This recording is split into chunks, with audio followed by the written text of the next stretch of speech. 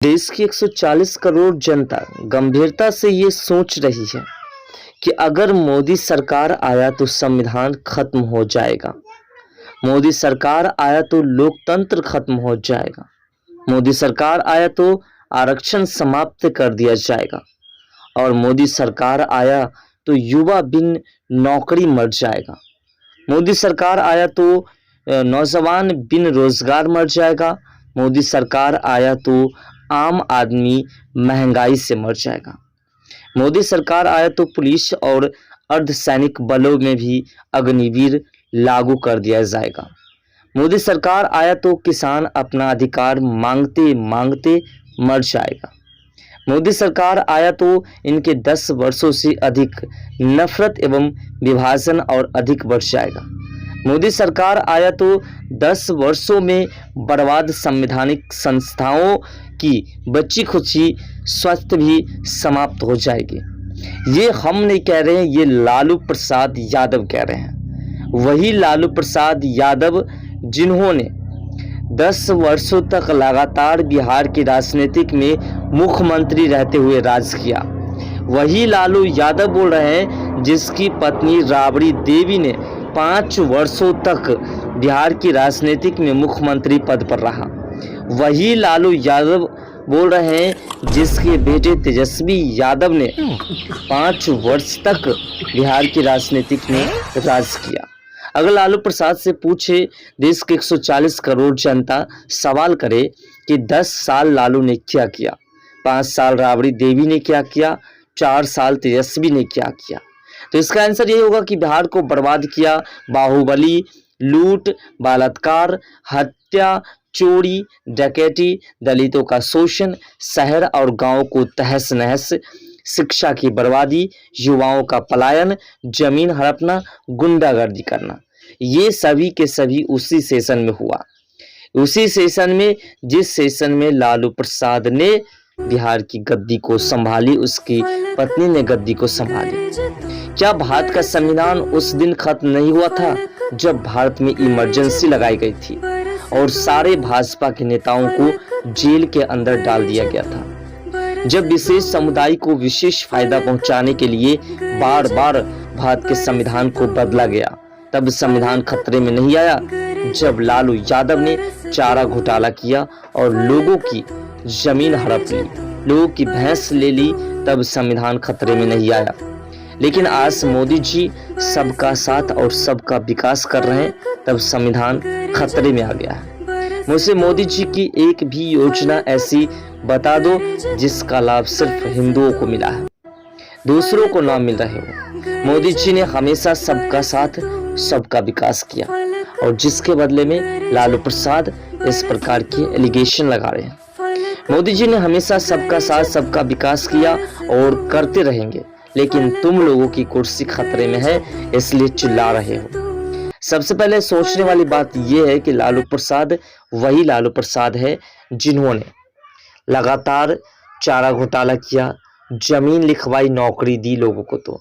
2004 से 2009 तक जब लालू प्रसाद रेल मंत्री रहे, तो उस वक्त उसने जितने भी नौकरियां दी, उन सभी नौकरियों के बदले में उसने लोगों से जमीन लिखवाई। और आज जब लोकसभा चुनाव नजदीक है और जब दिखाई दे रहा है कि तमाम पार्टियां, जितने भी विपक्षी पार्टियां हैं, सभी के सभी विपक्षी पार्टियां बुरी तरह से हारते हुए दिखाई दे रहे हैं, तो ये प्रश्न उठ रहा है, मोदी सरकार आए तो संविधान खत्म नहीं बल्कि संविधान जो है और मजबूत हो जाएगा, संविधान जो है और सेफ रहेगा। मोदी सरकार आया तो लोकतंत्र और मजबूत हो जाएगा और मोदी सरकार आया तो आरक्षण, ओबीसी, एससी, एसटी का हक मुसलमानों को नहीं दिया जाएगा। ये बात सत्य है, लेकिन ऐसा नहीं है कि हिंदू को खत्म कर दिया जाएगा। मोदी सरकार आया तो युवा के सामने नौकरी की भरमार हो जाएगी। मोदी सरकार आया तो नौजवान के पास रोजगार ही रोजगार होगा। लगातार जिस प्रकार से लोकसभा चुनाव की तैयारियां में जुटी हुई तमाम विपक्षी पार्टियां लगातार चिन्हित करके उन तरह के प्रश्न कर रहे हैं जिनसे कि उनकी खुद की बीती हुई कल की याद दिलाई जाए, तो इस पर जो है अब जनता भी तंज कसते हुए दिखाई दे रही है। लालू प्रसाद यादव ने अपने ट्विटर हैंडल पर ट्वीट करते हुए लिखा कि देश की 140 करोड़ जनता गंभीरता से यह सोच रही है कि मोदी सरकार आया तो संविधान खत्म कर दिया जाएगा, मोदी सरकार आया तो लोकतंत्र खत्म हो जाएगा, मोदी सरकार आया तो आरक्षण समाप्त कर दिया जाएगा, नौकरी बिन लोग मर जाएंगे, नौजवान बेरोजगार ही मर जाएंगे, शायद महंगाई आसमान छू लेगी और सैनिक बल और जो पुलिस है उनको भी अग्निवीर लागू कर दिया जाएगा। उसके पीछे भी शासक किसान जो अपना अधिकार मांगते मांगते खत्म हो जाएंगे। इस तरह के लालू प्रसाद की टिप्पणियां हैं और इस टिप्पणी पर जो है तंज कसते हुए कई तरह की आलोचनाएं भी की गई है। आपको क्या लगता है कि बीजेपी की सरकार आती है, खासकर जब मोदी सरकार केंद्र में आते हैं, तो क्या संविधान खतरे में पड़ रहे हैं? और उस वक्त खतरे में नहीं पड़े जब इमरजेंसी लगाई गई थी देश के अंदर, उस वक्त जब राहुल गांधी के पूर्वज इंदिरा गांधी हो, तमाम जितने भी नेता, उसके पंडित जवाहरलाल नेहरू हो, राजीव गांधी हो, उन समय की जो स्थिति थी, क्या उस समय की स्थिति से आज परिवर्तन नहीं दिख रही है? ये उस वक्त की जा रही है बातें जब चारा घोटाला के मामले में और लैंड फॉर जॉब स्कैम के मामले में ईडी और सीबीआई लगातार लोकसभा चुनाव, अब तो ऐसे देश के कई ऐसे हिस्से हैं जहां हो चुके हैं, लेकिन चुनाव खत्म होने से पहले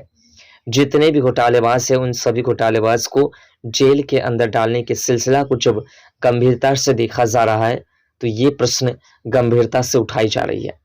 दरअसल बात है कि दिल्ली के मुख्यमंत्री अरविंद केजरीवाल समेत उनके जितने भी नेता थे सभी के सभी गिरफ्तारी हो चुकी है सभी की, और सभी के सभी जो इस बार चुनाव में किसी भी तरीके से इन्वॉल्व नहीं होते हुए दिखाई दे रहे हैं।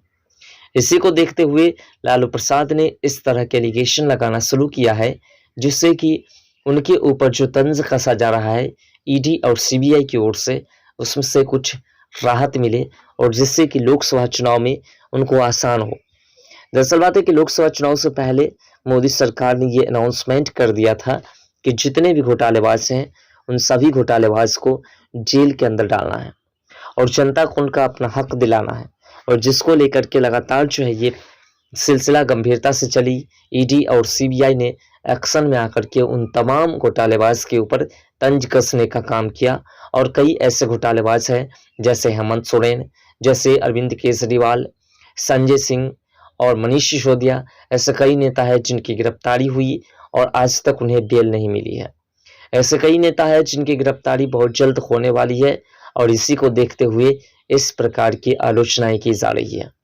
अब देखने वाली बात होगी कि ये लोग जिन्होंने घोटाला किया है और जिनके ऊपर ईडी और सीबीआई का एक्शन चल रहा है, कब तक गिरफ्तार होते हैं। फिलहाल आपको क्या लगता है कि इस बार किनकी सरकार बनेगी? अब की बार मोदी सरकार या फिर कांग्रेस की सरकार, यानी कि इंडी अलायंस या एनडीए? अपना राय कमेंट सेक्शन में ज़रूर दीजिएगा। और जो लोग कह रहे हैं कि मोदी सरकार आए तो संविधान खत्म हो जाएगा, लोकतंत्र खत्म हो जाएगा, आरक्षण समाप्त हो जाएगा, जो सरकार के आने से युवा जो रोजगार पाते उसमें जो उनको पूरी तरह से बेदखल कर दिया जाएगा, नौजवान बेरोजगार के मर जाएंगे, महंगाई बढ़ जाएगी, इन तमाम जो इनकी बातें, इनके बारे में आपका क्या विचार है? अपना कमेंट सेक्शन में ज़रूर दीजिए।